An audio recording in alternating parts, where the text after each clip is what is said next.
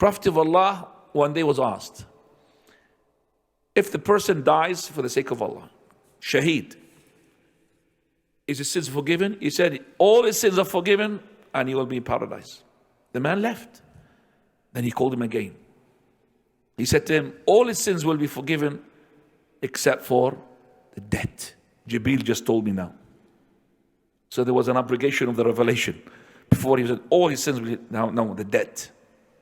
Because you see, every person when he does something, which we call in the dhulm, wrong something, either something which will be forgiven, can be forgiven, or something will never be forgiven, or something that which has to be judged.